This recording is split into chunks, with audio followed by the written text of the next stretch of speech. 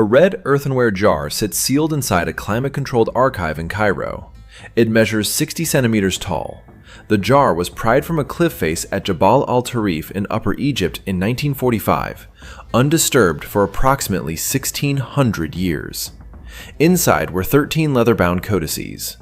The originals are now restricted. Researchers access only facsimiles. What those pages describe about the administrators of this world was buried for a reason. In the 4th century, a series of church councils made a decision: deliberate, binding, final. Texts that contradicted the emerging Orthodox framework were removed from the canon, condemned as heresy, and ordered destroyed. Banned, buried, called dangerous. That enforcement held for 1,600 years. Then, in 1945, 2 farmers digging near a cliff in Upper Egypt broke it open. They found 52 tractates, 52 surviving documents from a tradition the institution had spent centuries erasing. And what those documents actually say is not symbolic, not metaphorical, not the product of poetic imagination. They describe Archons as operational administrators, beings with specific names, specific jurisdictions, specific functions inside a structured system designed to manage human souls. That is the literal reading of the text. That is what the language says. In the next several minutes, you will see exactly what that system looks like, what the Archons are recorded as wanting, how the mechanism they operate actually functions, and where the text itself names the exit. This material surfaces here every week. Ancient records pulled from the archive and examined without the filter. If that's what you're looking for, subscribe now. Every week we unseal what was removed. The document is cataloged as Nag Hammadi Codex II, Tractate 1, custodied at the Coptic Museum in Cairo. The standard English translation used in academic work today was produced by Frederick Visa, published in the definitive Nag Hammadi Library edition under James Robinson in 1977. The manuscript is written in Sahidic Coptic, a late antique Egyptian dialect, and it carries a title that translates directly as The Secret Book of John. It names 7 rulers, not as myth, not as allegory standing in for psychological states. The Coptic term the text uses is Archon, and this is where precision matters. Archon does not translate as angel. It does not translate as demon. In the administrative vocabulary of the Greco-Roman world from which the term is borrowed, Archon means ruler, administrator, warden. The word was used for magistrates, for governors, for the officials who managed civic systems and kept populations in order. The Apocryphon of John borrows that term deliberately and applies it to beings who perform an equivalent function on a cosmic scale. 7 of them, each one assigned to a specific material heaven, each heaven functioning as a distinct administrative tier within a layered structure that the text describes with the precision of a bureaucratic filing system. The lowest tier interfaces directly with physical matter and with human beings. Each tier above it reports upward. The architecture is not a metaphor for internal psychology. It is a mapped hierarchy of control, rendered in the language of administration. Here is what makes this difficult to dismiss. The author of this text, writing in the 1st or 2nd century of the Common Era, had no access to modern systems theory, no exposure to the concept of layered administrative architecture as it would be formalized in organizational science or in network engineering centuries later. He had no way to know. Yet the structure he describes, tiered, hierarchical, each layer with distinct jurisdiction and upward accountability, maps precisely onto what systems theorists in the 20th century would independently develop to describe how control operates across complex structures. Same architecture, different centuries. One arrived at it through revelation, the other through analysis. The 7 Archon rulers are each given a name in the Coptic text: Athoth, Harmas, Kalila Uumbri, Yabel, Adoniyu, Cain, Abel. 7 names, 7 jurisdictions, 7 administrative posts inside a structure built not to liberate, but to contain. The text describes each ruler as bearing a specific face, some animal, some hybrid, and each face corresponds to a domain of influence over material existence. This is not decorative mythology. In the interpretive framework the text itself establishes, these descriptions are functional. The face signals the mode of operation, the name signals the jurisdiction, the heaven signals the tier. And modern systems theory mirrors this exactly. A layered control architecture requires distinct agents at each level. Each agent has a defined scope. Each scope is enforced through mechanisms that prevent movement between layers without authorization. The Apocryphon of John describes precisely this. Souls do not pass freely between tiers. Movement is administered, controlled, logged. The text uses the word haimarmene, fate, or more accurately, administered destiny, to describe the mechanism by which the system maintains its hold. 1,600 years passed between the sealing of that jar and the moment a farmer's mattock cracked the clay. The text inside did not change. The architecture it describes did not soften into symbol or dissolve into poetry under the weight of those centuries. It remained precise, named, mapped, operational. But the text doesn't stop at naming the administrators. It tells you what sits above them, what created them, and what that creator is actually afraid of. The Nag Hammadi Codex II, first manuscript, page 10, held at the Coptic Museum in Cairo, translated by Bentley Layton in his 1987 Scholars Press edition. The text preserves a direct declaration from the blind creator himself. He says, "I am a jealous God, and there is no other God beside me." That line will sound familiar. It should. But in this manuscript, something is wrong with it. The text immediately follows that declaration with a correction from above. A voice from the pleroma, the fullness of true divine reality, responds. And the response is not agreement. It is evidence of his error. Because in making that declaration, Yaldabaoth has revealed exactly what he does not know. He does not know the monad exists above him. Now unpack the name itself, Yaldabaoth. Coptic scholars trace the etymology through 2 Aramaic roots. Yalda, meaning child, offspring, born from. Baoth, meaning chaos, the void, the formless. Child of chaos, not a title of power, a description of origin. He was generated from a mistake, from Sophia's unconsented act of creation, and he inherited her blindness along with her creative force. He is, in the text's own language, a demiurge who does not know what he is building inside of. He had no access to the pleroma, no channel to the monad. He built a cosmos with stolen light and no map of where that light came from. Yet he built it to function. It runs. It produces. It rewards certain behaviors and punishes others. It generates experience that feels like meaning. That is the counterfeit light. The Coptic manuscript does not use that phrase as metaphor. It uses it as a technical classification. There is the true light of the pleroma, which flows downward through the divine chain. And there is the mimicry, the lux simulacra, the constructed luminosity that Yaldabaoth generates from the trapped divine spark he cannot understand and cannot return. He built an entire experiential reality around a resource he stole and cannot comprehend. Here is where the ancient text lands in a modern laboratory.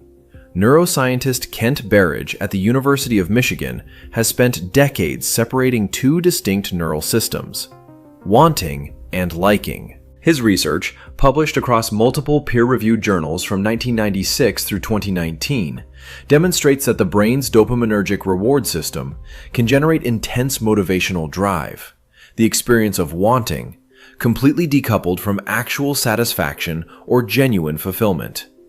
You pursue, you reach, you receive. And the liking system registers almost nothing. Berridge calls this opioid dissociation. The wanting circuit fires on its own signal. The ancient text calls it counterfeit light. Same mechanism, different century. One described in Coptic on papyrus, one measured in nucleus accumbens activation patterns using functional MRI. The blind creator built a system that generates the experience of seeking without ever delivering the source. You feel drawn toward the light. You move toward it. You organize your entire existence around reaching it. And when you arrive, the system resets and points you somewhere else. He had no knowledge of the monad. He had no access to the true light, so he could not have known what genuine fulfillment even was. Yet the text describes, with precision, a reward architecture that modern neuroscience has now mapped down to the cellular pathway. He could not have known. Yet he described it accurately enough that we can run the experiment today and confirm the structure. That is not mythology. That is a technical document. And this is where it gets disturbing, because the harvest is still running. Pistis Sophia, a Coptic codex housed in the British Library, catalogued as Askew Codex, acquired in 1785. Translated by G.R.S. Mead in 1921, with subsequent critical translation by Carl Schmidt and Violet McDermott for the Coptic Gnostic Library in 1978. The text runs to nearly 300 pages of dense, revelatory dialogue. Most of it has never been quoted in a church. Page 111 of that manuscript describes what happens at the threshold of death. Entities are waiting. The text calls them receivers. They are not guides. They are not angels of welcome. Their function, as the manuscript states it, is to collect the soul before it can orient itself, before it can remember where it actually came from. Now examine the Coptic verb the scribe chose, paralambano. It appears in the manuscript in its active, transitive form. Greek in origin, carried into Coptic usage with its full weight intact. Para, alongside, at the point of. Lambano, to take, to seize, to take possession of. Not to escort, not to accompany. To take possession of a thing at the moment of its greatest vulnerability. That is the word the scribe wrote. Not a word meaning guide, not a word meaning shepherd, a word meaning seizure. The manuscript then describes the mechanism itself. A luminous passage. A corridor of light. The soul moves toward it because the light appears to be the source, the true light it has always been seeking. But Pistis Sophia identifies this passage as an Archon gate, a constructed threshold. The light is not the pleroma. It is the counterfeit again, deployed at maximum effect at the moment when the soul is most disoriented and most receptive. Not a divine welcome, a collection point. Now bring that forward 17 centuries. Dr. Pim van Lommel, a Dutch cardiologist, published a landmark prospective study in The Lancet in December 2001. He tracked 344 cardiac arrest patients across 10 Dutch hospitals over a 13-year period. 62 of them reported near-death experiences with verifiable detail. The consistent elements across independent accounts included a luminous threshold, a sense of being drawn forward, an encounter with a boundary, and in a significant subset, the experience of a choice or a pull that felt external. Van Lommel noted that the consistency of the luminous threshold across culturally distinct patients was statistically remarkable. The Pistis Sophia described that threshold in the 3rd century. Van Lommel's patients described it in the 1980s and 90s. The geometry of the experience did not change. The light at the boundary, the sense of being taken rather than invited, the threshold that looks like arrival but functions like capture. The ancient scribe had no access to cardiac resuscitation data, no hospital records, no controlled study methodology. Yet the phenomenology matches across 1,700 years with enough precision that you can cross-reference the accounts line by line. That is not coincidence. That is a recorded observation that survived long enough for science to catch up with it. But here is what makes this stranger. The text does not stop at describing the mechanism. It gives the exit protocol. The Apocryphon of John, Nag Hammadi Codex II, First Manuscript, page 21. Coptic Museum, Cairo. Critical translation by Frederick Wiese in the Coptic Gnostic Library edition published by Brill in 1977. This page does not describe the Archons in abstract terms. It describes what they need. And what they need is specific. The text states that the Archons require the divine spark, the pneuma, to animate the material world they govern. Without it, their creation is inert. Without it, the hyle, the raw material substrate, is dead weight. The Archons cannot generate pneuma. They cannot manufacture it. They can only use it, redirect it, and prevent it from returning to its source. Now separate those two Coptic terms precisely. Pneuma, living breath, luminous animating principle. In Coptic usage inherited from Greek, it carries the specific meaning of the divine breath that makes matter conscious. It is not a metaphor for spirit in the general sense.